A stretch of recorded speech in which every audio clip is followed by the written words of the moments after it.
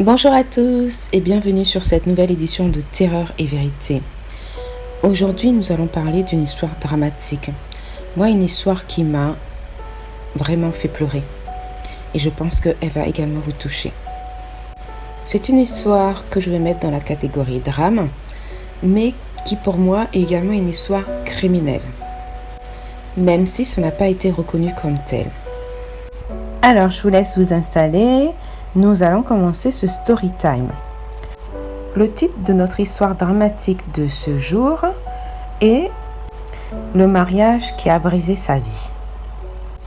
L'histoire se passe en Afrique de l'Ouest et plus précisément au Mali. Donc c'est une jeune fille qui appelle la radio locale pour expliquer sa vie, ce qu'elle a vécu et ce qu'elle continue à vivre actuellement. Donc cette jeune fille, on va l'appeler Awa. Donc Awa, elle explique qu'elle vient d'une famille de 5 enfants. Son père avec sa mère ont eu 5 filles. Donc 3 grandes filles et 2 petites. Les 2 petites dernières. Awa, elle a été la 3e des filles. La grande sœur aînée s'est mariée très tôt à un homme qui habitait en dehors du Mali, dans un pays voisin. Et elle est partie avec son mari dans ce pays-là. Donc Awa s'est retrouvée avec son père, sa maman et ses 3 sœurs. Le papa était chauffeur routier, donc il transportait la marchandise d'une ville à l'autre à l'intérieur du pays. Et sa maman, elle était femme au foyer, elle ne travaillait pas. Malheureusement, un jour, le papa va faire un accident et il sera handicapé à partir de cet accident-là.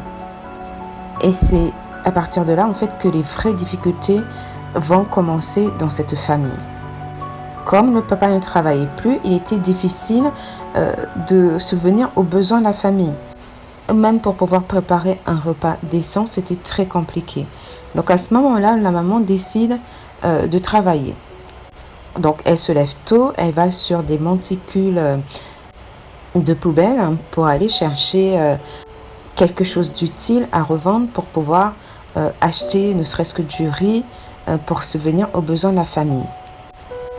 Elle dit qu'au bout d'un certain temps, il y a sa sœur qu'on va nommer Fatou qui décide d'aller également aider la maman. Parce que la maman, elle n'arrivait plus à s'en sortir toute seule. Il faut savoir qu'elle était aussi un peu âgée. Elle avançait dans l'âge. Awa, au bout d'un certain temps, voyant comment sa mère et sa sœur se tuent à la tâche, elle décide également de quitter l'école. À savoir qu'à l'époque, elle était en 6e. De ce fait, elle quitte l'école et elle suit sa maman et sa sœur sur ces monticules de poubelle où elle passait toute la journée à la recherche de quelque chose de valuable pour aller les revendre. Et dès qu'elle arrivait à revendre, elle rachetait du riz et elle revenait à la maison pour faire une bouillie de riz. Voilà comment elles arrivaient à subvenir à leurs besoins. Donc c'est dans ce malheur, dans cette difficulté qu'un jour, en quittant ces monticules de poubelle, sa sœur va faire une rencontre pour elle qui était un cadeau du ciel. Donc il y a un jeune homme qui la voit sur le chemin du retour et qui tombe fou amoureux d'elle. Donc Awa, elle explique que sa sœur Fatou, du coup, elle était contente, mais elle dit à ce jeune homme-là, écoute, si tu es vraiment sérieux et que tu es amoureux de moi, sache que moi actuellement, je vis une vie très difficile avec mes parents et je ne suis pas prête à rentrer dans une relation copain-copine. Si tu es au sérieux que tu m'aimes, alors je te demande directement de m'épouser. Donc le garçon, il accepte, il va en parler à sa famille. Donc nous allons nommer le garçon Madou. Donc Madou va en parler à sa famille et il faut savoir que sa famille n'attendait qu'une chose, c'était qu'il se marie parce que pour sa famille, il disait en fait que ça fait longtemps qu'il n'était pas marié, qu'il traîne alors qu'il avait vraiment l'âge de se marier. Donc quand il va en parler à ses parents, donc eux ils sont tous contents, ils disent oh enfin il a trouvé une fille et on lui dit où est cette fille, donc dis-nous où se trouve sa famille pour que nous puissions aller faire les démarches des fiançailles et que vous puissiez vous marier rapidement. Il faut savoir que Madou n'avait pas dit à ses parents, à sa famille, que sa femme venait d'une famille très pauvre. Donc il avait caché cette information-là, sachant que lui, il venait d'une famille, je dis pas très riche, mais quand même, ils n'avaient pas de difficultés financières. Donc à partir de là, la famille de Madhu va faire le nécessaire rapidement. Les fiançailles vont être faites rapidement et puis après, ils vont se marier très rapidement. Donc Awa, elle explique que de son côté à elle, ses parents étaient très contents de voir sa grande sœur Fatou se marier parce que c'était une bouche en moins à nourrir également et ils espéraient que grâce à ce mariage, peut-être qu'elle pourrait enfin les aider également financièrement pour passer ce moment difficile. Donc elle explique que le mariage s'est très bien passé et finalement la grande sœur Fatou va déménager dans la famille de son mari. Donc là, je vais faire une parenthèse pour vous expliquer ce contexte-là. Il faut savoir que dans les familles au Mali, dans la plupart des cas, quand un homme épouse une femme, ils ne prennent pas une maison à part. Généralement, comme c'est des grandes familles, on va donner un petit appartement au jeune homme à l'intérieur de la cour familiale. Donc, il va avoir un petit salon et une chambre ou deux chambres en fonction de la configuration et l'espace qu'il y a à l'intérieur de la cour familiale. Donc, Awa, elle déménage chez son mari. Donc, dans la cour familiale, ils ont une petite partie pour eux. Malheureusement, au bout d'un certain temps, la belle famille découvre que Fatou venait d'une famille très pauvre et qu'elle était habituée avec sa maman et sa sœur à aller passer la journée sur des monticules de poubelles pour essayer de trouver des choses à revendre et subvenir aux besoins de la famille. Mais cependant, le mariage avait été déjà fait. Awa dit que le mari de sa sœur Madhu va finalement ouvrir un petit salon de coiffure pour sa sœur Fatou. Fatou, elle savait tresser les gens, elle savait maquiller et aussi elle savait faire du henné. Quand Fatou commence à travailler dans son salon de coiffure, elle va gagner un peu d'argent. Cependant, Awa, elle explique que malgré l'aide de sa sœur, elle et sa mère continuent toujours à aller faire les poubelles. Parce qu'elle ne voulait pas non plus dépendre exclusivement de la grande sœur. Donc, quelques temps plus tard, sa sœur Fatou va commencer à avoir des difficultés au sein de sa belle famille. Donc, ces difficultés vont commencer par un conflit qui va éclater entre Fatou et sa belle-sœur. Donc, la belle-sœur sorcière, là, qu'on va appeler Kadja. Donc, cette Kadja, c'est vraiment la fille gâtée, en fait, de la famille, quoi. C'est elle qui fait la loi au sein de la belle famille de Fatou. Il faut savoir que Fatou, elle a le caractère d'une personne qui est très calme. Donc sa sœur, elle explique que de tout temps, même si quand elle était petite, c'était une fille qui évitait vraiment les conflits. Voilà, quand il y avait des conflits, elle s'écartait. Quand tu lui fais du mal, elle te pardonne facilement. Elle va pas chercher à se venger. Vraiment, elle avait un bon caractère. Donc ensuite, il faut savoir que la belle-sœur de Fatou, donc qui s'appelle Kadja, la petite démon là, commence à lui faire vivre l'enfer. Awa, elle explique qu'à chaque fois qu'elle allait rendre visite à sa sœur, elle voyait sa sœur était triste, elle pleurait, elle était vraiment pas bien. Elle était très malheureuse. Elle commençait vraiment à être très malheureuse au sein de son foyer. Quand elle demande à sa sœur ce qui va pas, sa sœur lui explique pas. Elle lui dit ne t'inquiète pas, ça c'est ce qu'on trouve au sein d'un foyer. De toute façon, un jour tout va se finir. Elle dit que c'est dans cette difficulté en fait que sa sœur va avoir un premier enfant, ensuite un deuxième enfant. Mais elle, à chaque fois qu'elle allait la visiter, elle était vraiment triste. Elle voyait qu'elle était très malheureuse au sein de son foyer. Un jour, le mari de Fatou, Madhu, va se confier à Awa en lui disant vraiment ta sœur, c'est quelqu'un d'incroyable. J'ai jamais rencontré une personne aussi douce, aussi gentille, qui n'a aucun problème.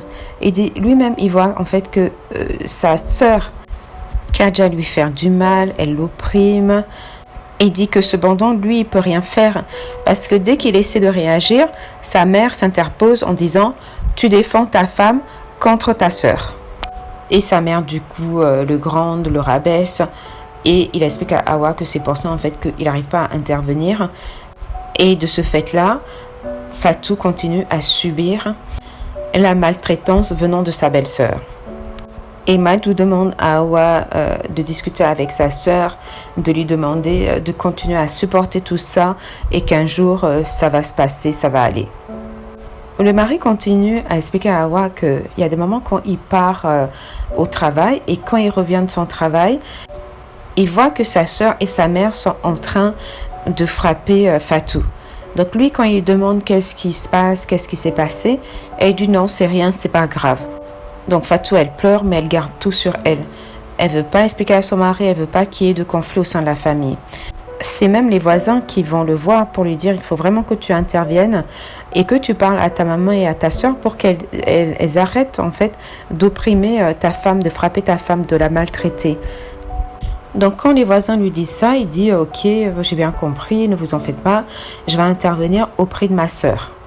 Comme le mari de sa femme s'est confié à elle et lui a dit tout ça, Hawa elle explique que du coup elle a été vraiment là pour sa sœur, elle parlait à sa sœur en lui disant supporte, ne t'inquiète pas, tout ça va finir un jour. Sachant que la sœur ne dit jamais rien, elle se plaint jamais, même si elle supporte les coups, même si elle supporte cette maltraitance, elle ne tire jamais la sonnette d'alarme en disant oui je suis fatiguée, j'en ai ras-le-bol, laissez-moi tranquille, elle supporte.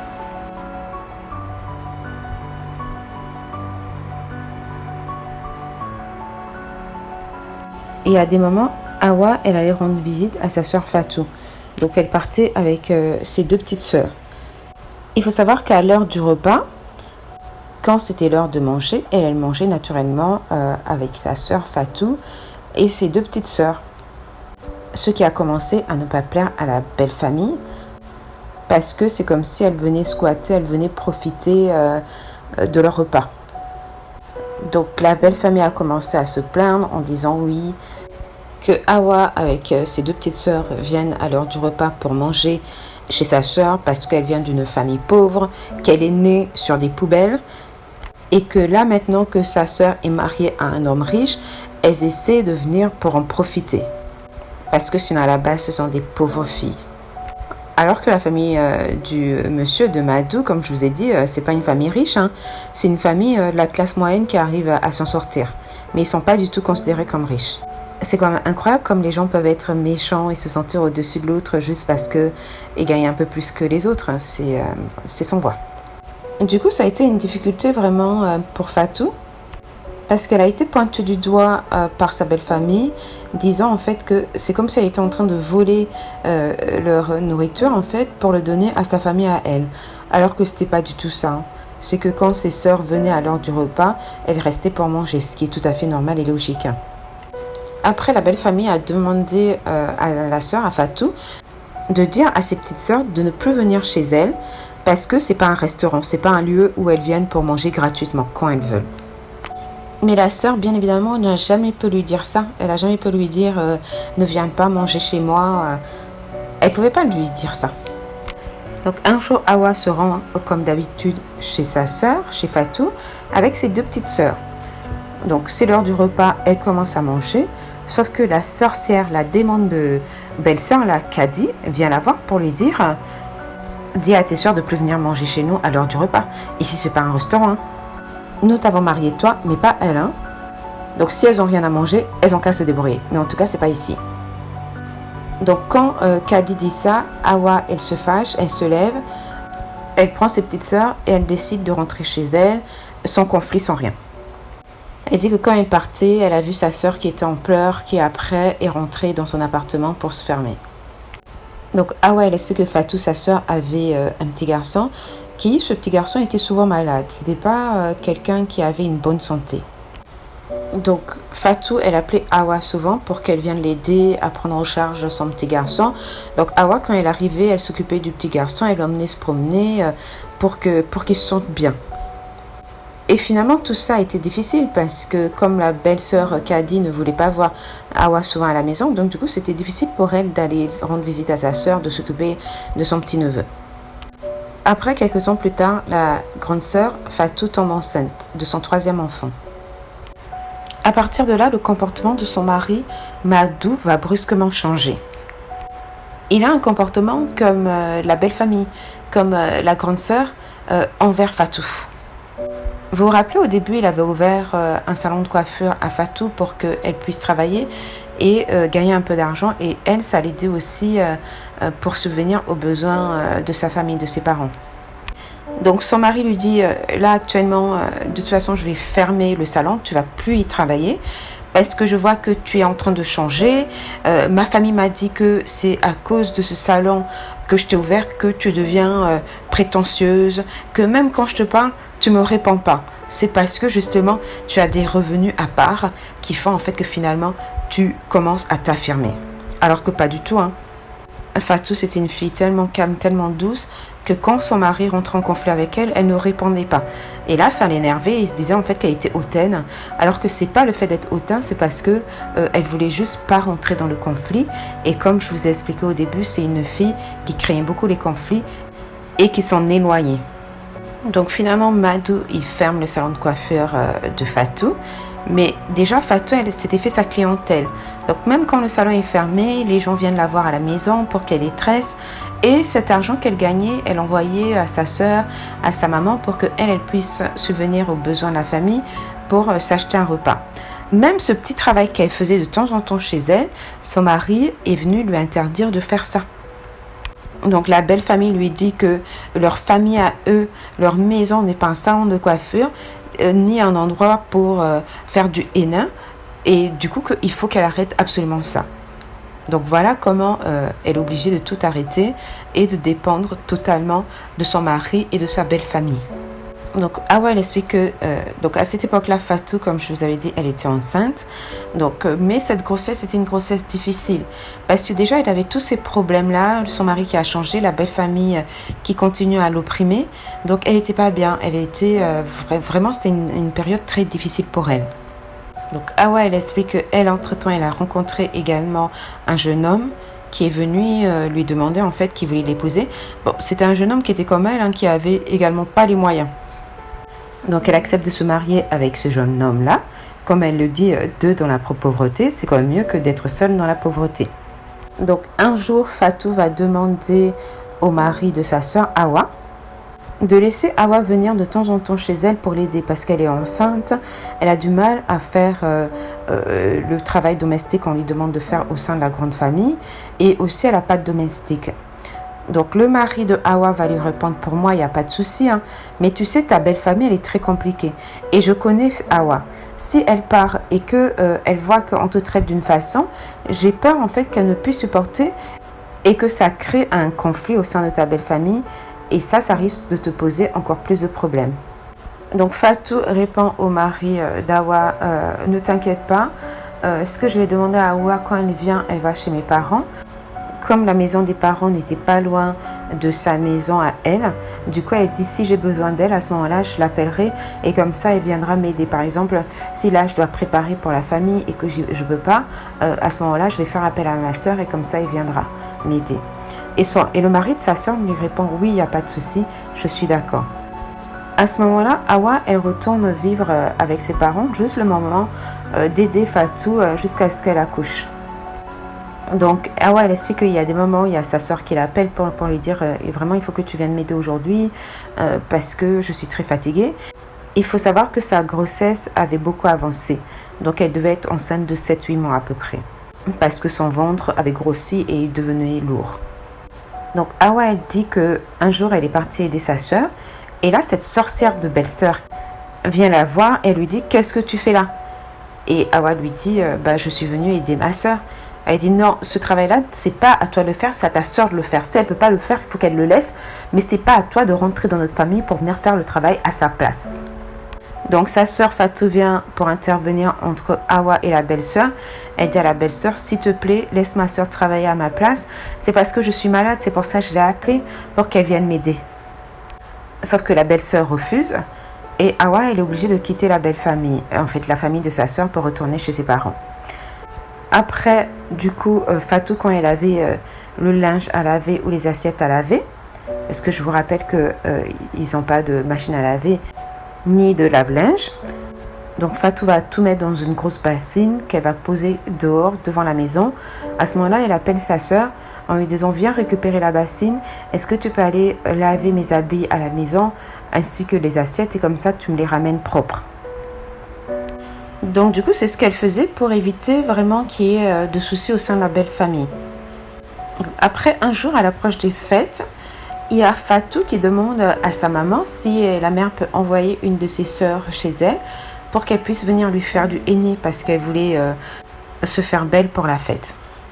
Donc une des petites sœurs de Hawa part chez sa sœur, chez Fatou, sauf que là elle n'est pas seule.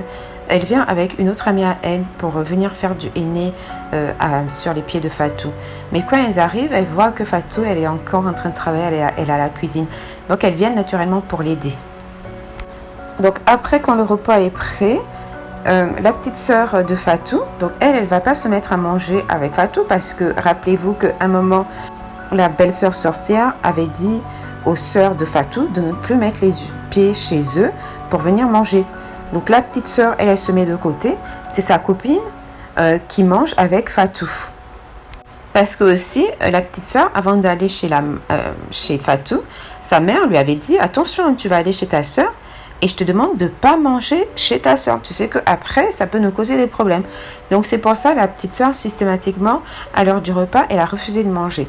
Mais sa copine, voilà, comme elle était en dehors de cette histoire-là, la copine est venue avec Fatou pour manger. Donc là, la belle-sœur sorcière, la Kadja, là, elle vient, elle trouve Fatou en train de manger avec la copine de sa petite sœur. Et là, elle s'énerve. Elle dit à Fatou, qu'est-ce que je t'avais dit? Je t'avais pas dit que ta famille n'avait pas le droit de venir manger chez nous. C'est pas un restaurant ici. Et Fatou lui dit, je suis désolée, c'est pas ma famille, en fait, c'est l'amie de ma petite sœur. Et comme elle est venue avec ma petite sœur pour me faire du henné, je peux pas me mettre à table manger sans l'inviter à venir manger avec moi. Ça se fait pas. Donc là, la belle-sœur, elle est énervée, elle se met à insulter Fatou, à lui crier dessus, mais Fatou ne répond pas, elle reste toujours calme. Donc Hawa, elle explique qu'elle, à ce moment-là, elle était chez sa mère. Donc à un moment, la famille de la copine de sa sœur, donc celle qui l'a accompagnée chez Fatou, appelle la maman pour dire, voilà, on aimerait que notre fille rentre, parce que ça fait longtemps qu'elle est partie chez vous, il faut absolument qu'elle rentre. Donc la maman, du coup, demande à Hawa d'emprunter un scooter et d'aller chercher la petite pour l'emmener dans sa famille. Donc Hawa, c'est ce qu'elle fait et quand elle arrive devant la famille de sa sœur, devant chez Fatou, dès qu'elle rentre à l'intérieur, elle se rend compte qu'il y a une grosse dispute. C'est-à-dire qu'elle voit la belle-sœur en train de crier sur Fatou, alors que Fatou, elle est enceinte de 8-9 mois, vraiment sur le point d'accoucher. Donc quand elle rentre, elle voit ça, elle demande mais qu'est-ce qui se passe? Elle voit que sa sœur est effondrée, elle est en train de pleurer. Comme je vous avais dit, en fait, sa sœur ne rentre pas dans les conflits. Donc du coup, elle se met juste à pleurer, effondrée. Donc Fatou n'arrive pas à lui expliquer tellement elle pleure. Et finalement, c'est la petite sœur, la petite fille en fait, qui va lui expliquer ce qui s'est passé. À ce moment-là, Hawa dit à sa petite sœur de venir avec la copine de sa petite sœur qu'elle les emmène toutes les deux. Elle demande à la belle-sœur de Fatou d'arrêter de gronder sa sœur. Elle dit si la dispute c'est à cause de mes sœurs, de ma petite sœur et de sa copine, ne t'en fais pas, de toute façon je vais les amener loin. Et je les emmène avec moi en dehors de votre famille. Et donc la belle-sœur sorcière là s'attaque à Hawa en lui disant de quoi tu te mêles? Tu viens dans notre maison et tu essaies de te mêler à notre dispute familiale. Elle dit non, je me suis pas mêlée, j'ai juste dit que j'allais emmener ma petite sœur et sa copine loin de la famille pour éviter justement les conflits, comme ça vous arrêtez d'embêter ma sœur.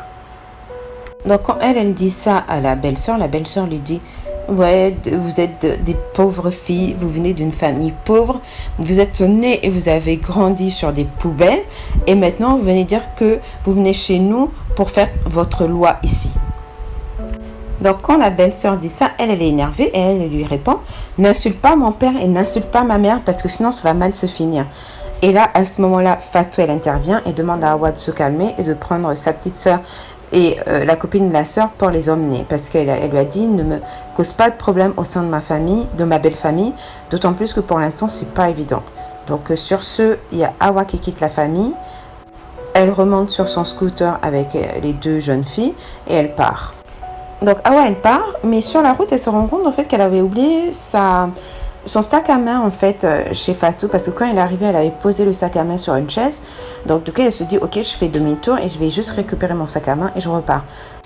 Et là, quand elle rentre dans la famille de Fatou, elle entend des cris de Fatou. Elle tombe sur un spectacle inhumain, horrible.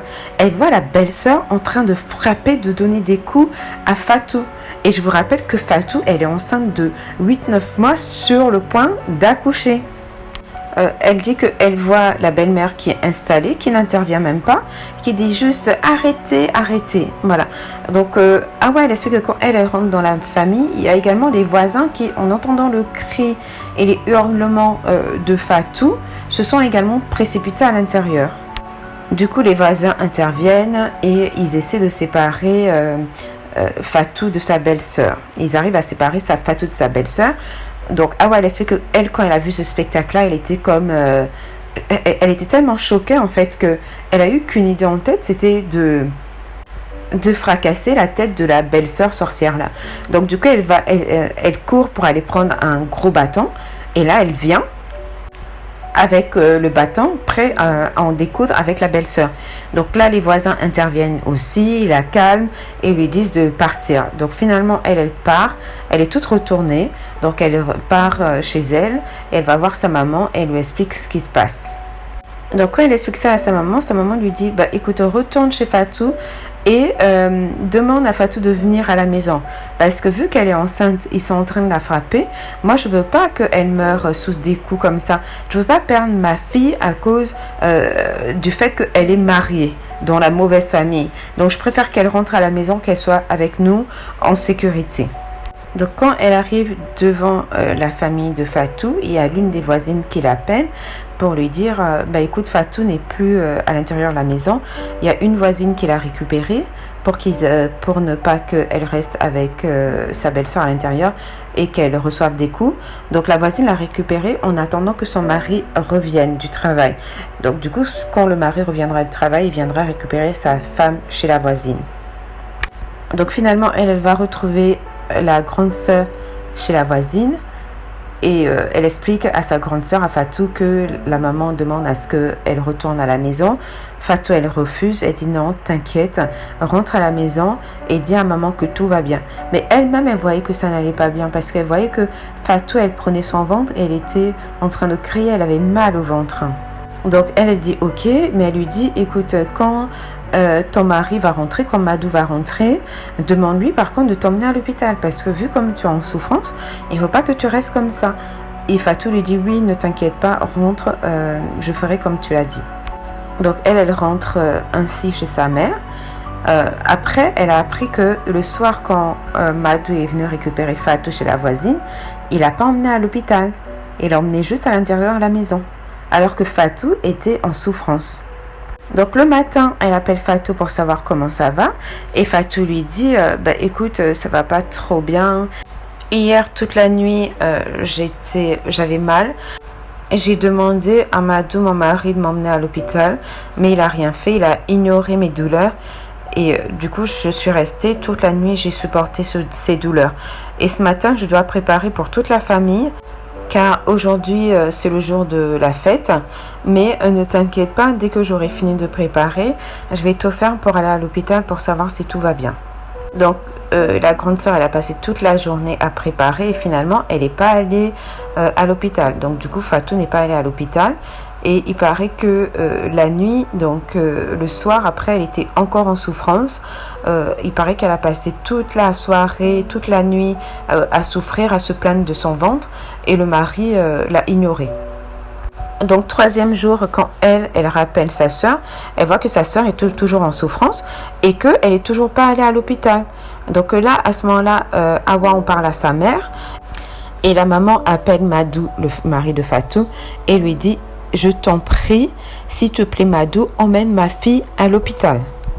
Donc le mari dit à la maman: oui, je te promets qu'aujourd'hui je vais l'emmener à l'hôpital, parce que moi-même ça fait 2 jours que je ne dors pas, parce qu'elle se plaint toujours de son ventre. Non mais ça c'est quand même incroyable, hein. Ta femme se plaint de son ventre, elle est enceinte sur le point d'accoucher, tu vas même pas à l'hôpital pour savoir ce qui se passe, tu l'emmènes même pas à l'hôpital et tu la laisses souffrir. C'est voilà, moi je suis sans voix quoi. Donc même après cette promesse, Madou, il sort de la maison et il laisse sa femme seule. En fait, il n'a pas tenu sa promesse qu'il avait faite à la maman en disant je vais emmener Fatou à l'hôpital. Il sort et il la laisse dans la souffrance. Et finalement, Fatou décide elle-même de partir à l'hôpital. Elle aurait dû le faire depuis très longtemps. Je n'ai pas compris pourquoi elle a attendu aussi longtemps avant de se lever elle-même pour aller à l'hôpital. Bon, finalement, elle y va. Et quand elle arrive à l'hôpital, les médecins lui demandent ce qui s'est passé. Donc elle reste silencieuse, elle n'explique pas qu'elle a ses douleurs depuis sa dispute avec sa belle-sœur.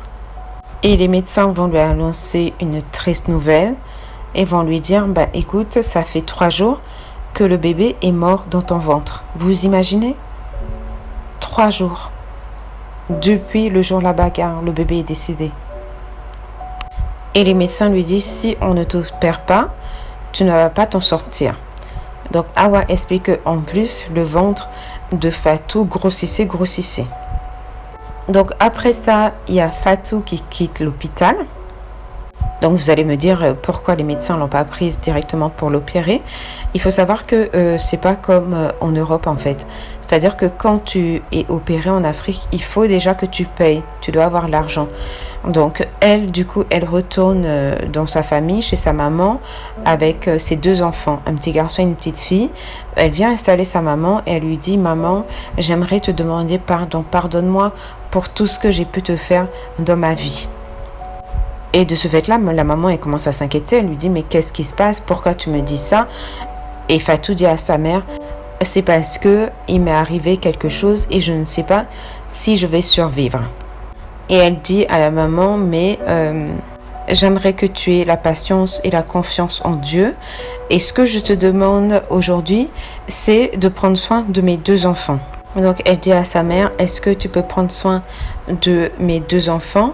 Donc vous vous rappelez, il y a le petit garçon qui est toujours malade. Elle dit vraiment, je sais que je vais pas m'en sortir. Je sais que je vais quitter ce monde-là. Et je t'en prie, prends soin de mes enfants. Elle lui dit, ce que je vis actuellement, ce sont les conséquences du mariage. Donc la mère, elle se met à pleurer également. Mais en même temps, elle lui crie dessus en disant, arrête de dire des bêtises. C'est quoi ça? Pourquoi tu dis que tu vas mourir? Donc la mère, du coup, elle s'énerve. Elle rentre à l'intérieur de sa chambre, elle se ferme dans sa chambre et elle pleure. Donc Hawa, elle explique qu'à ce moment-là, elle s'approche de sa sœur pour lui demander de quoi tu parles. Et la sœur lui dit, je t'en prie, j'ai essayé d'expliquer à maman, mais elle n'arrive pas à comprendre. Moi, je sais que je vais pas m'en sortir, je sais que je vais mourir. Donc je te demande vraiment de prendre soin de mes 2 petits-enfants qui sont là, qui vont rester après moi. Et elle lui dit, moi je sais que je vais quitter ce monde-là et je te demande, Hawa, de me pardonner si je t'ai fait du mal. S'il te plaît, pour Dieu, pardonne-moi. Donc elle commence à lui dire, ben non, Fatou, ne raconte pas ça, ne t'inquiète pas, tout va bien se passer. Donc finalement, elle la récupère, elle récupère Fatou avec les enfants sur son scooter et elle les emmène devant chez elle, dans la belle famille. Et elle explique que quand elle arrive avec Fatou chez elle, donc chez Fatou, Fatou lui dit, écoute, je pense que j'ai faim en fait. Donc Hawa lui dit, si tu as faim, demande à ta belle famille de te donner à manger parce que moi je peux pas venir te donner à manger. Donc j'ai pas compris pourquoi elle lui dit ça. Est-ce que c'est parce que si elle vient lui donner à manger, la belle famille va se fâcher en disant oui, tu lui donnes à manger comme si elle n'a pas à manger à l'intérieur. Donc à ce moment-là, elle lui dit, demande à ta belle famille pour qu'elle te donne à manger. Donc elle dit que finalement elle est rentrée chez elle. Donc Hawa, elle retourne chez ses parents. Elle dit que la nuit, elle appelle sa soeur pour savoir si ça va. Et sa soeur lui dit, non, ça va pas trop, j'ai pas mangé. Et Hawa, elle explique qu'après, elle a essayé d'appeler son mari, Madou, en vain, mais il répondait pas. Donc le matin, elle rappelle sa soeur pour savoir comment ça va. Sa soeur lui dit, je suis pas bien, j'ai toujours rien mangé. Donc elle en parle à sa mère et sa mère lui dit, prépare-lui vite quelque chose et va lui donner à manger. Et c'est ce qu'elle fait. Donc elle prépare à manger, elle prend le plat, elle l'emmène chez sa sœur. Donc je vous rappelle qu'elle est en scooter. Donc quand elle arrive, elle garde son scooter à l'entrée de la maison de chez sa sœur et elle prend le plat, elle va le déposer devant l'appartement de sa sœur. Parce qu'il faut savoir en fait que c'est une grande cour avec plusieurs appartements qui donnent en fait sur la cour. Donc chacun a sa partie. Donc elle dépose le plat devant l'appartement de sa sœur et puis après elle va dehors pour récupérer son scooter pour faire entrer le scooter à l'intérieur de la cour. Donc le temps qu'elle fasse ça, elle revient et elle voit que la belle-mère de Fatou a donné un coup de pied au plat qui s'est renversé. Donc la sauce a été par terre, voilà. Donc du coup, il restait plus rien. Donc la belle-mère se fâche et elle dit à Hawa, pourquoi tu emmènes à manger à ta soeur? Tu penses que nous, on n'a rien à manger à l'intérieur? Tu penses qu'on peut pas lui donner à manger? Et elle lui dit, si vous êtes nés sur des poubelles, moi mes enfants sont nés à l'hôpital. Et on ne manque de rien dans cette famille. Donc quand la belle-mère dit ça, Hawa en pleurs rentre dans l'appartement de sa sœur. Et sa sœur lui dit, je t'en prie, ne pleure pas, vraiment, laisse tout ça, ne t'inquiète pas, tout va bien se passer. Et elle lui dit, ne t'inquiète pas, même si j'ai faim, je sais ce que c'est, et je laisse tout entre les mains du Seigneur, entre les mains de Dieu. Et puis après, elle remarque que le ventre de Fatou avait encore grossi. Elle dit, mais Fatou, qu'est-ce qui se passe? Pourquoi ton ventre grossit encore? Et Fatou lui dit, ne t'inquiète pas, je sais ce que j'ai. Les médecins voulaient me faire opérer, mais là, le temps d'opération est passé. Et j'ai vu des choses en rêve. Et je sais qu'il est temps pour moi de quitter ce monde. Et elle continue, elle lui dit, je te demande juste à toi et à ma maman de me pardonner pour tout ce que je vous ai fait, pour tout ce que ma belle famille vous avait fait subir. C'est vraiment tout ce que je vous demande. Et à ce moment-là, Hawa, elle explique que Fatou avait ses 2 enfants qui étaient couchés à côté d'elle. Donc elle lui dit, tout ce que je te demande, ma soeur, c'est de prendre soin de mes enfants. Je sais qu'il me reste plus beaucoup de jours à vivre et c'est vraiment ce que je te demande à toi et à maman, de prendre soin de mes enfants après ma mort. Après, Fatou dit à sa soeur Hawa, j'ai froid, est-ce que tu peux me donner une couverture? Donc Hawa va récupérer une couverture et met la couverture sur sa sœur. Elle est en train de pleurer, elle est vraiment effondrée. À ce moment-là, Fatou dit à Hawa, retourne à la maison, retourne auprès de papa et maman. Ne t'inquiète pas, tout va bien y aller. De toute façon, là, c'est bientôt la fin. Donc Hawa, elle explique qu'après cela, elle est rentrée chez elle, elle était effondrée, en train de pleurer. Donc le soir, elle essaie de joindre sa sœur ne répond pas. Elle essaie de joindre le mari de sa sœur Madou, lui également il ne répond pas. Donc elle en parle à sa mère et sa mère lui dit, bah écoute, prends ton scooter et va chez ta sœur et va voir si tout va bien. Donc du coup elle explique qu'elle prend son scooter, elle va chez sa sœur, elle rentre à l'intérieur, elle salue tout le monde, personne ne répond. Elle voit que l'appartement de sa sœur est fermé. Bon, là, ça l'étonne pas parce qu'elle se dit que généralement, sa sœur reste toujours enfermée à l'intérieur. En plus, comme elle est malade, elle sort très peu dans la cour. Donc là, elle va tirer la porte de l'appartement de sa sœur. Elle voit que c'est fermé à clé. Donc finalement, elle fait demi-tour au moment de quitter la maison de sa sœur. Il y a une des belles-sœurs de sa sœur, donc une sœur de Kadi la sorcière là, qui vient la voir dehors en fait, à l'entrée de la maison pour lui dire je voulais vraiment te dire que je suis désolée, mais ta sœur, sa maladie s'est aggravée et notre frère l'a emmenée à l'hôpital. Elle est actuellement à l'hôpital. Donc elle lui explique dans quel hôpital sa sœur est partie. Donc elle, de suite, Hawa, elle va chez elle explique à sa mère et avec sa mère, elle se précipite à l'hôpital. Donc elle explique que quand elle arrive à l'hôpital avec sa mère, elle voit sa sœur avec son mari qui était en train d'aller dans un autre service parce que les médecins leur avaient demandé d'aller faire l'échographie pour savoir ce qu'il en était du ventre. Et donc la sœur Fatou, quand elle voit sa maman, elle se jette sur sa maman en pleurant, en disant « Maman, pardonne-moi, j'étais tellement fatiguée. À cause de moi, tu es dans cet état-là. J'aimerais pas te voir triste. S'il te plaît, maman, pardonne-moi. » Donc elle dit « Maman, pardonne-moi, s'il te plaît, retourne à la maison. Tu sais, moi, je sais que j'arrive à la fin. Là, ce sont mes dernières heures sur Terre. » Donc là, quand elle dit ça, la maman s'énerve en disant « Arrête de dire ces trucs-là, pourquoi tu dis ça ?» La mère s'est effondrée, elle pleure. Donc après, les médecins viennent leur voir pour dire en fait qu'il fallait absolument que Fatou, elle reste à l'hôpital. Ils l'ont hospitalisée, mais ils ont demandé à la maman et à Hawa de retourner chez elle. Donc Hawa, elle explique avec sa mère, elle retourne à la maison, elles sont dévastées. Et malheureusement, le lendemain, très tôt le matin, Fatou, malheureusement, quitte ce monde. Vraiment, paix à son âme, que Dieu la recueille au paradis. C'est une belle âme, hein. C'est vraiment... moi, ça m'a fait pleurer cette histoire. Hein. Donc, elle dit que le matin très tôt, du coup, c'est le mari de Fatou Madou qui va l'appeler Awa pour lui dire en fait que Fatou a quitté ce monde. Donc, Awa, elle explique qu'elle n'a pas pu en parler à sa maman parce que tellement elle avait peur de la réaction de sa mère. Donc, elle dit que le même jour, Fatou a été enterrée. Donc, elle a été enterrée très rapidement dans l'après-midi. Donc, Awa, elle explique qu'ensuite, en fin d'après-midi, il y a le mari qui est venu, qui se met à genoux devant la maman et le papa pour dire « Pardonnez-moi, pardonnez-moi vraiment. Je sais en fait que j'ai été injuste envers ma femme, mais il faut savoir que ma famille m'a mis tellement de pression en fait que j'étais obligée de suivre ce qu'ils disaient en fait. » Donc, le mari leur dit « De toute façon, moi, je compte plus rester ici dans cette ville. » Il avait ramené les 2 petits-enfants. Il leur dit, voilà, je vous confie les enfants de Fatou. S'il vous plaît, prenez-en soin. Et moi, de toute façon, je pars à l'aventure. Donc, quand il leur dit ça, eux, ils pensaient vraiment qu'il plaisantait, que c'était vraiment sous le coup de la douleur qu'il a dit ça. Mais elle explique que dès qu'il est parti, apparemment, il a vraiment quitté le Mali. Et puis après, il est parti en Algérie. Comment il a su qu'il est parti en Algérie? Parce que quand il est arrivé en Algérie, il les a appelés et il leur a dit voilà, que lui, il aimerait prendre le bateau en fait pour arriver en Europe. Donc, elle explique qu'elle, avec sa maman, ils l'ont dissuadé de faire ça parce que c'est très dangereux, mais il a insisté. Donc après, elle dit qu'après, elle n'a plus de nouvelles. Donc, elle ne sait pas ce qui s'est passé. Est-ce qu'il a pu traverser ou est-ce qu'il est mort dans la mer? En tout cas, il n'y a plus aucune nouvelle. Et ça fait quelques années en fait que voilà, ils n'ont plus de nouvelles de Madou.